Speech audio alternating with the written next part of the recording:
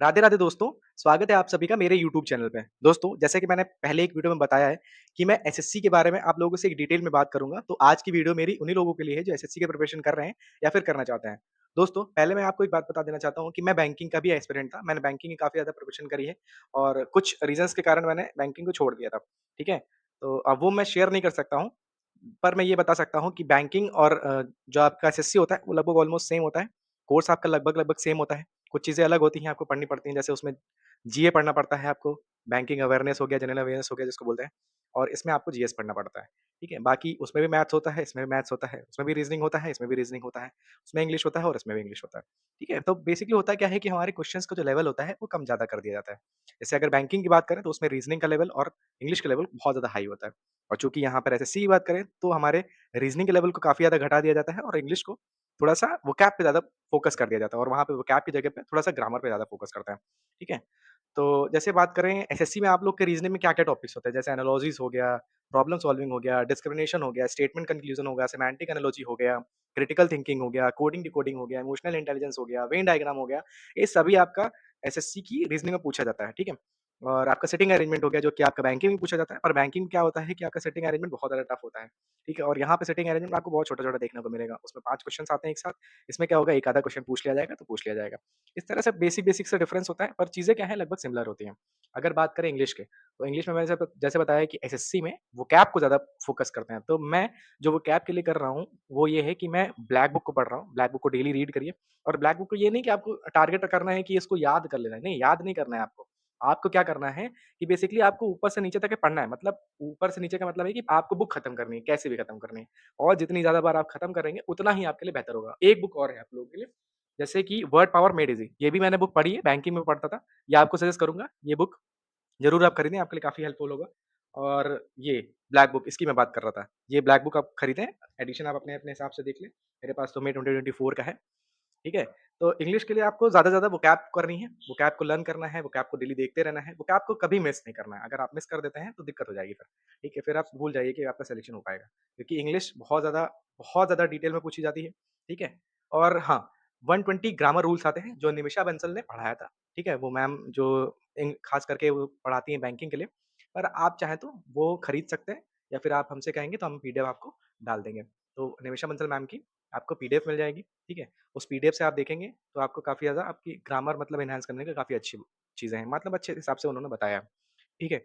यहाँ पे बात करते हैं जीएस की, ठीक है? एसएससी में जीएस का भी एक अच्छा खासा पोर्शन होता है। जीएस में आपका हिस्ट्री हो गया, ज्योग्राफी हो गया, पॉलिटी हो गया, साइंस हो गया, इकोनॉमिक्स हो गया, स्टैटिक जीके हो गया। इन सभी चीज़ों से काफ़ी ज़्यादा क्वेश्चन्स आते हैं।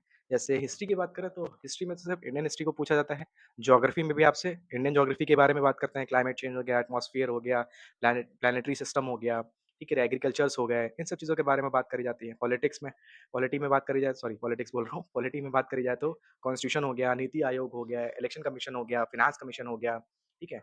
और बहुत सारे मतलब ऐसे डिज़ास्टर मैनेजमेंट हो गया, करंट लेजिस्लेचर्स हो गए, ये सब चीज़ों के बारे में आपसे बात करी जाती है। साइंस में बेसिकली वही फिज़िक्स, केमिस्ट्री और बायो इन सब से आपसे ज़्यादा पूछा जाता है। और हाँ, एक और चीज़ मैं बताना चाहूँगा, इसमें बायो से काफ़ी ज़्यादा चीज़ें पूछी जाती हैं, ठीक है? तो आप जब बायो को पढ़ें तो स्पेशली ध्यान देके पढ़ें, ठीक है? और इकोनॉमिक्स की बात करते हैं, तो इकोनॉमिक्स में आपके मॉनेटरी पॉलिसीज़ हो गए, उनके कंपोनेंट्स क्या होते हैं, इन सब चीज़ों के बारे में बात करते हैं। बजट के बारे में बात करते हैं, जैसे जब भी आप पढ़ रहे हो, तो अगर आपका बजट आए, तो आप बजट को ज़रूर रिवाइज़ करें, ठीक है? 1-2 बार अच्छे से देख लें। कमर्शियल क्रॉप्स कौन-कौन सी होती हैं, उन सब के बारे में अच्छे से देखना रहता है। गवर्नमेंट स्कीम्स क्या होती हैं, उन सब के बारे में देखना रहता है। इकोनॉमिक स्ट्रक्चर क्या है हमारा, वो सब चीज़ों को देखना रहता है। रिज़र्व बैंक पॉलिसीज़ देखनी रहती हैं, ठीक है? इन सब चीज़ों के बारे में आपको पढ़ना रहेगा इकोनॉमिक्स में। और स्टैटिक जीके के बारे में बात करें, तो स्टैटिक जीके काफ़ी ज़्यादा वास्ट सब्जेक्ट है, ठीक है? आपके क्लासिकल डांस हो गए और first in India male female हो गया, ठीक है? इम्पोर्टेंट मॉन्यूमेंट्स हो गए, ठीक है? पॉलिटिकल पार्टीज़ हो गई कौन-कौन सी होती हैं, आईपीएल विनर्स हो गया, नारी शक्ति पुरस्कार हो गए, निकनेम्स हो गए, इंटरनेशनल वीक्स हो गए, ठीक है? टूरिस्ट प्लेसेस हो गया, डिफेंस ऑफ इंडिया हो गया, बहुत सारी चीज़ें मतलब वास्ट है, member of parliament, national peaks, बहुत सारी चीज़ें पूछी जाती है आपसे, लोकसभा मेंबर्स हो गए, वॉलीबॉल हो गया, स्पोर्ट्स के बारे में भी चीज़ें पूछी जाती है काफ़ी ज़्यादा। वो सब कुछ हो गया, सारे स्पोर्ट्स को लगभग कवर करते हैं। राज्यसभा के जो नॉमिनेट मेंबर्स होते हैं, उनके बारे में पूछ लेते हैं कभी-कभी। पूरा राज्यसभा भी पूछा जाता है हालाँकि, ठीक है? लेकिन नॉमिनेट मेंबर्स भी पूछे जाते हैं। और जैसे अवार्ड शोज़ होते हैं ना, तो उसमें जैसे दादा साहब फाल्के अवार्ड हो गया, ठीक है? या फिर म्यूज़िक में किसी तरह का अवार्ड होता है, सिंगिंग में किसी तरह का अवार्ड होता है, कौन सी अकेडमी सिखाती है, इन सब चीज़ों के बारे में बहुत ज़्यादा पूछा जाता है। यूएन्स की जितनी असेंबलीज़ होती हैं, उन सब के बारे में पूछा जाता है। एजेंसीज़ जितनी होती हैं इंडिया की, उन सब के बारे में पूछा जाता है। नेशनल एनिमल्स के बारे में पूछा जाता है, ठीक है? मतलब लगभग-लगभग आपको सारी चीज़ें कवर करनी रहेंगी। आपको जब जीएस पढ़ रहे होंगे तो इस बात पे बहुत ज़्यादा फ़ोकस करना पड़ेगा कि आपसे कोई भी टॉपिक मिस ना होने पाए। ठीक है? तो ये हो गई जीएस की बात। अब हम लोग बढ़ते हैं मैथ्स की तरफ। तो मैथ्स दोस्तों मैथ्स जो होती है बैंकिंग में और एसएससी में, मैथ्स के लेवल में सिर्फ़ ये फ़र्क आता है कि जब आप बैंकिंग की तरफ होते हैं तो सिर्फ़ अरिथमेटिक होती है और अरिथमेटिक में भी आपको सिर्फ़ स्पीड पे फ़ोकस करना रहता है। जब एसएससी पे आते हैं तो थोड़ा-सा क्या होता है अलजेब्रा का पोर्शन बढ़ जाता है, ठीक है?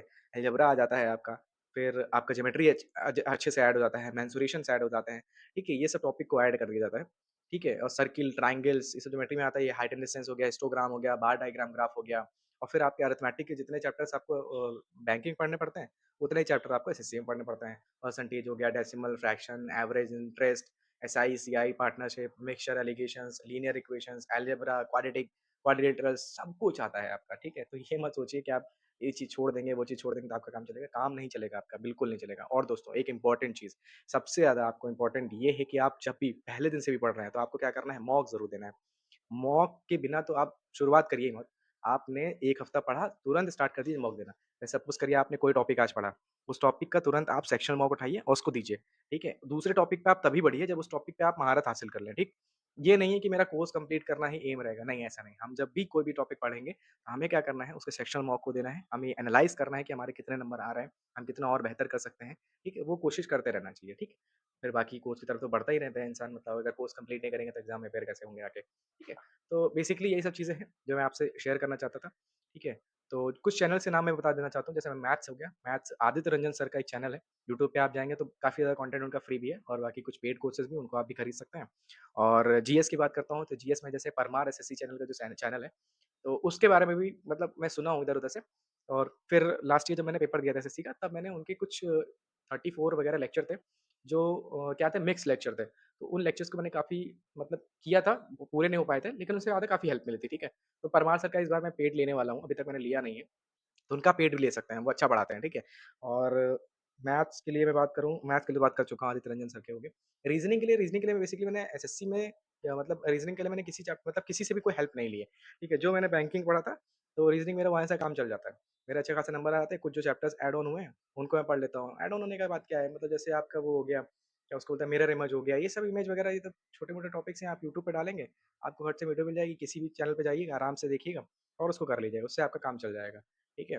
तो रीज़निंग के लिए हो गया, बाकी सारे सब्जेक्ट्स जैसे हाँ, जीएस के लिए मैं बात कर रहा था, परमार एसएससी जगह चैनल जॉइन करिएगा और दूसरा एक और चीज़ है, लूसेंट से काफ़ी ज़्यादा हेल्प ले सकते हैं आप लोग। जैसे लूसेंट हो गया एनसीईआरटीज़ आप पूरी तो कवर नहीं कर पाएँगे, अगर आप एनसीईआरटी पढ़ने पे बैठेंगे तो आपका टाइम उसी में वेस्ट हो जाएगा। तो आपको करना क्या है कि लूसेंट को पढ़िए। लूसेंट को पढ़ने का भी तरीका यही है कि आप मतलब शुरुआत से लेके आखिर तक रीड करिए, उसके बाद फिर जो भी चैनल पे आप देख रहे हैं, दोबारा से उसके अपने आप से नोट्स बनाइए उसके, ठीक है? नोट्स तो ज़रूर बनाना चाहिए, आपको खुद से ही नोट्स बनाइए ज़्यादा सही रहेगा।